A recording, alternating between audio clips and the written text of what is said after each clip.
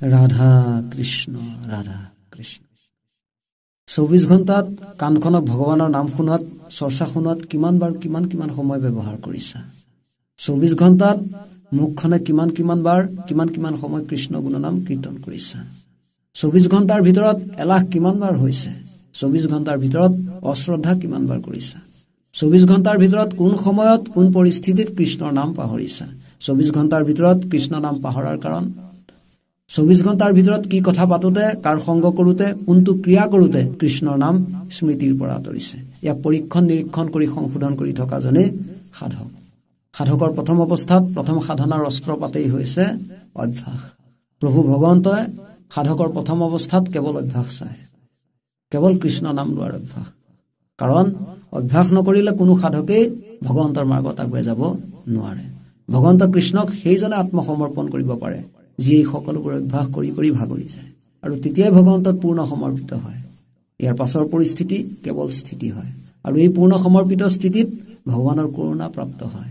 কৰোণাৰ পাছত যেতিয়া সাধকে নিষ্ঠাৰে এক কৃষ্ণদেৱ কৰিও কষেও ধৰিও তাহানৰ নাম, কৃষ্ণ দাস হৈয়া প্ৰসাদ ভুঞ্জিয়া হস্তে কৰা টান কাম, এইটো জানি কৃষ্ণ নাম নিৰন্তৰ জপ কৰিবলৈ লয়। আৰু যেতিয়া জপ অভ্যাসত পৰিণত হয়, যেতিয়া কৃষ্ণ নাম নিৰন্তৰ স্মৃতিত আহি থাকে, তেতিয়া ভগৱন্ত কৃষ্ণৰ পৰা কৃপাৰূপী প্ৰসাদ এজন অভ্যাসৰত সাধকে প্ৰাপ্ত কৰে। প্ৰভু ভগৱন্তৰ মাৰ্গ কেৱল নিৰন্তৰ অভ্যাস মাৰ্গ, আৰু এইটো আমৰণ সংকল্প, যিটোক দৃঢ় সংকল্প বুলি কয়। মানে সাধকৰ এই সংকল্প সুদৃঢ় হ'ব লাগিব। তুমি সে কেৱল সত্য, মিছা সবে আন। এইটোৱে প্ৰকৃত সাধকে শেষত মানি লয় যে কৃষ্ণৰ বাহিৰে সকলো মিছা। 10 জনক গালি দি 10 জনৰ ওপৰত চলকপট ৰাখি ঘৰে পৰে উদ্ভণ্ডালি কৰি ফুৰাজন এই মাৰ্গৰ সাধক নহয়। পাপু কৰিম, ভগৱানৰ নাম ওলম, অজামিলৰ দৰে মৰাৰ আগত নাম ললেই হ'ল, তৰি যাম। অলপ মায়া প্ৰপঞ্চত থাকি অলপ বিষয় সেৱন কৰিলো, ভগৱানৰ কৰ্ম পাছত কৰিম।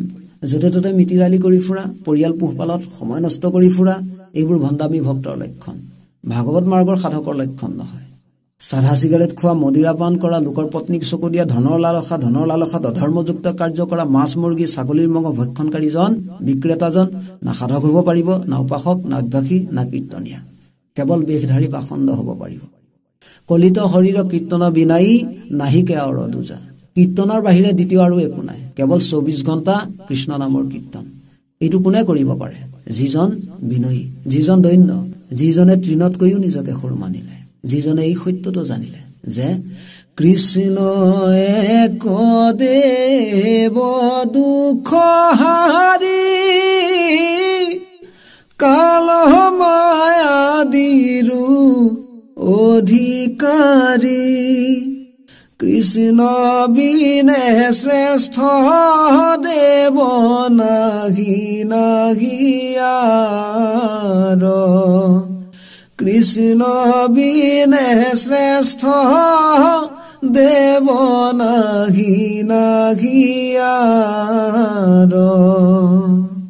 আৰু দ্বিতীয়জন কোনো দেৱতা শ্ৰেষ্ঠ নাই, একমাত্ৰ কৃষ্ণৰ বাহিৰে।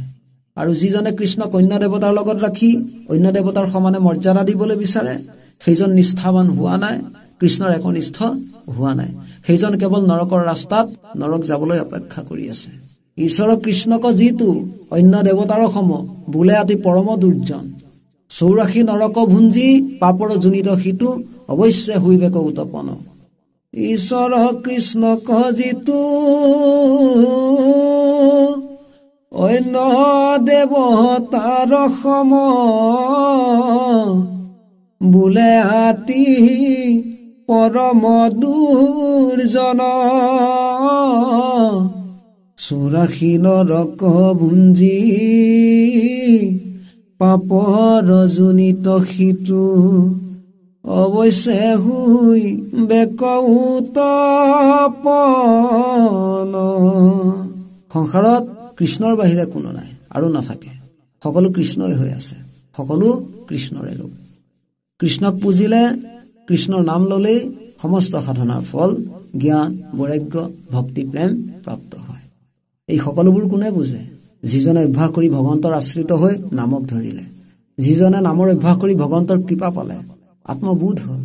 শেষত সাধকে এইটো বুজিলে, বুজাওতা কোন, বুজোতা কোন, উপদেশ দিওঁতা কোন, উপদেশ শুনোতা কোন। সত্য কোন অসত্য কোন, ধৰিব লাগে কাক এৰিব লাগে কাক, আছিল কোন আছে কোন আৰু থাকিব কোন। হে প্ৰাণ বন্ধু কৃষ্ণ কৃপাৰ ঠাকুৰ, অনু একক দয়া মায়া হুক দূৰ। বাস প্ৰভু মায়া দূৰ কৰি দিয়া। যদিও তোমাৰ পৰা কিঞ্চিত মাত্ৰ বাঞ্ছা কৰাৰ অভিলাষ নাই, তথাপি এই দুষ্কৰ মায়া যে তোমাৰ সাধনাত বাৰে বাৰে বাধা প্ৰদান কৰি তোমাক পাহৰাইছে, সেয়ে তোমাৰ মায়াৰ সতে যুঁজাৰ বল শেষ হৈ গ'ল। প্ৰভু মোৰ আৰু বল নাই, প্ৰভু তোমাৰ বল দিয়া। প্ৰভু এই মহাবলৱন্ত দুৰ্বাসনাবোৰে মনক বাৰে বাৰে তোমাৰ পৰা আঁতৰাইছে। মহাবলৱন্ত দুৰ্বাসনা ঘূৰ হৰিয়ে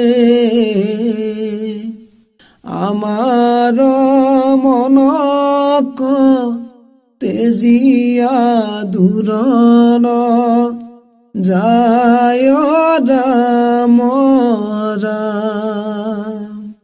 এটা ৰহস্য শুনা। মায়া কাক কৰি প্ৰভু কৃষ্ণই এটা এটা প্ৰশ্ন খেলা কৰিব, তুমি তাৰ সঠিক উত্তৰ দি যাব লাগিব। ধৰি লোৱা এয়া ভগৱন্ত মাৰ্গত অহা সাধকৰ পৰীক্ষা। ইয়াত প্ৰশ্ন কৰোতাজনো প্ৰভু কৃষ্ণ, উত্তৰ দিওঁতাজনো প্ৰভু কৃষ্ণ। জানি যোৱাজনে যেতিয়া জনাই দিওঁতাজনক জানি যায়, যেতিয়া জানিব লগাজনক যেতিয়া জনাই দিয়ে, তেতিয়া আৰু জানিব লগা একোৱে নাথাকে এই সংসাৰত। শেষত তোমাৰ কৰিব লগা এটাই কাম থাকে, কেৱল অপেক্ষা। সেই সাধকৰ শেষত মাৰ্গ এটাই বাচেগৈ, সেইটোৱে অপেক্ষা মাৰ্গ। যিজন সাধকক কৃষ্ণই দয়া কৰি কৰোণা দিলে, যিজন সাধকে কৰোণা পাই নিষ্ঠাৰে ভগৱন্ত সত্য মানি কৃষ্ণ নামৰ নিৰন্তৰ জপ কৰিলে, কীৰ্তন কৰিলে, শ্ৰৱণ কৰিলে, এইটো কিন্তু নিষ্ঠাৰে হ'ব লাগিব। সেইজন সাধকে শেষত কৃষ্ণৰ কৃপা পায়। আৰু কৃপা প্ৰসাদ প্ৰাপ্ত কৰি যেতিয়া এজন সাধকে কৃষ্ণক ভক্তি কৰি ভক্তিৰ স্থিতি প্ৰাপ্ত কৰি লয়, তেতিয়া সাধকে ভক্তিৰ পৰা প্ৰেমলৈ ৰূপান্তৰিত হৈ প্ৰেমী হৈ পৰে। এতিয়া প্ৰেমৰ স্থিতি অসম্ভৱ কোনোবাই যে বৰ্ণনা কৰিব পাৰিব। যিজনে ৰসগোল্লা খাইছে সেইজনেহে জানে ৰসগোল্লা কিমান মিঠা। আৰু কিমান মিঠা সুধিলে ক'ব যে বহুত মিঠা। আৰু কিমান বহুত মিঠা সুধিলে ক'ব যে নিজে এবাৰ খাইছো। বাছ, মুখ বন্ধ। প্ৰভুৰ প্ৰেমক বৰ্ণাব নোৱাৰি, প্ৰেমক প্ৰকাশ কৰিব নোৱাৰি। প্ৰেমত ডুবি থকাজনৰ কেৱল লক্ষণত আভাসহে পোৱা যায়, কেৱল আভাস। তেতিয়া এইজনক ভকত কোৱা, প্ৰেমী কোৱা, বৈষ্ণৱ কোৱা, মহন্ত কোৱা, সাধু কোৱা, সন্ত কোৱা, গুৰু কোৱা, মহাপুৰুষ কোৱা, মুঠতে এইজন বন্দনীয়, এইজন নমনীয়, পূজনীয়। এইজনক ভগৱন্ত এৰি কলৈকো নাযায়। এইজনেই পৰম ভাগৱত, একান্ত ভকত। এইজনৰ আগে পাছে প্ৰভু ভগৱন্ত ঘূৰে।